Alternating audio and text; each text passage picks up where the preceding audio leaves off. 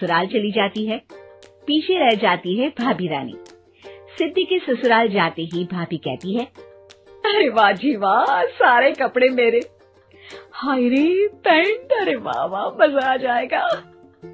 अरे ये सिद्धि की अलमारी के सामने खड़े होकर क्या बड़बड़ा रही है? जा जाकर देख मेहमानों को विदाई की मिठाई मिली कि नहीं।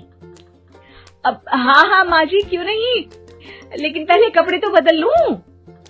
अब रानी आ जाती है सिद्धि के उन कपड़ों में जो वो ससुराल जाने से पहले घर छोड़ जाती है। अरे रानी, कुछ दिन रुक जाती। अरे ये तो सिद्धि बिटिया को मैंने ही दिया था, बड़ा ही फबता था उस पर, तुझ पर तो कुछ खास नहीं लग रहा। अब वो ना मेरे सारे कपड़े गीले थे तो सोचा पहन लूं। वैसे भी सिद्धि को कौन सा दिन पुराने आउटडेटेड कपड़ों को पहनना है। वैसे भी ये सूट तो मैंने तभी पहना था, वैसे खास है भी नहीं ये। हाँ ठीक है, लेकिन ना मेरी सिद्धि पर तो जमता था। सारे मेहमान चले जाते हैं और सिद्धि ससुराल से मायके पहली बार आती है। अपना घर, अपना कमरा, अपनी अलमारी। ये बोलकर जैसे ही सिद्धि अलमारी खोलती है तो सामने उसके कपड़ों की जगह कुछ और ही रखा होता है। माँ, ओ माँ, जरा कमरे में तो आना। सास और रानी वहाँ पहुँच जाते हैं। रानी ने पहनी होती है सिद्धि की जींस और टी शर्ट। अरे भाभी, ये क्या? ये तो मेरी बड़ी ही महंगी टी शर्ट है, इसे आपने घर में क्यों पहनी है? अरे बहुत मिलती है दीदी ये चौक की मार्केट में, 150 में। ओ भाभी प्लीज, ये एरोपोस्टल है, 2000 की एक टी शर्ट।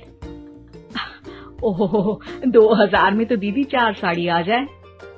अब क्या बोलूं? भाभी, ये मेरी अलमारी में छोटू के कपड़े, तो मेरे कपड़े कहाँ हैं? मेरी अलमारी में? अब दीदी आपको कौन से पुराने कपड़े पहनने थे?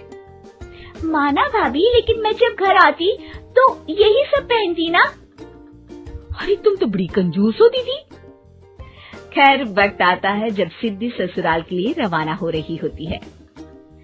अरे रानी, अंदर से सिद्धि का गिफ्ट ले आ, लड़की पहली बार ससुराल से मायके आई है।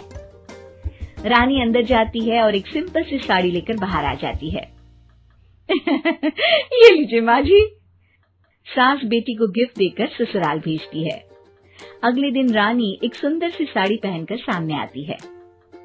अरे रानी, ये तो वो साड़ी है जो मैंने सिद्धि को देने के लिए दी थी जब वो ससुराल ले जाती, लेकिन ये तूने कैसे पहन ली? अरे माँ जी, ये साड़ी तो मुझे बहुत पहले से ही पसंद थी, लेकिन चिंता ना करिए, मैंने सिद्धि के लिए भी अच्छी सी साड़ी दी है। हाँ। तभी सिद्धि का फोन आता है। क्या माँ, कुछ अच्छा तो दिया होता ससुराल ले जाने के लिए। अरे पहले दिखा दिया होता। ये चमकते हुए पैकेट में नौकरानी वाली साड़ी मत दिया करो माँ। अरे बेटे, वो तेरी भाभी ने ना गलती से उससे पैकेट बदल गया। हाँ, मैं कल ही तेरे भाई के हाथ से तेरा वाला पैकेट भेज दूंगी। अरे रहने दो माँ, आई एम श्योर भाभी ने अभी वही साड़ी पहनी होगी जो तुमने मेरे लिए रखी थी। तुम तो समझ नहीं पाई उनको। खैर छोड़ो, मैं ज्यादा बोलती अच्छी नहीं लगती, रहने दो, आपको उन्हीं के साथ रहना है, फिर बात करेंगे। सास को रानी पर गुस्सा आ जाता है। वो उसके कमरे में जाती है जहाँ वो शादी का एल्बम देख रही होती है। रानी, मार्केट जाकर एक ऐसी ही साड़ी लेकर आ, कल प्रतीक जाकर सिद्धि के घर दे आएगा। अरे क्यों माँ जी, कितनी साड़ी देनी है दीदी को? यहाँ कोई सेल लगी है क्या? अरे चुप कर, मेरे बेटी के हिस्से की साड़ी खुद पहन ली, अब ज्यादा ज्ञान बांट रही है। एक दिन सिद्धि का फोन आता है।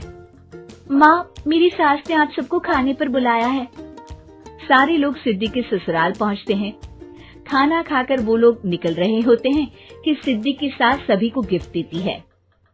अरे बहन जी, बेटी के घर का खाना खा लिया, यही बहुत है जो आप ऊपर से गिफ्ट भी दे रही है।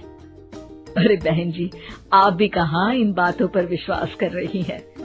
सास सभी को गिफ्ट देती है, लेकिन रानी को जो साड़ी देती है वो अजीब सी हरे रंग की लाल रंग के बड़ी छाप वाली होती है। अरे छी, ये कौन पहनेगा? सासू माँ को तो जरी वाली इतनी सुंदर और मेरे लिए ये नौकरानी वाली।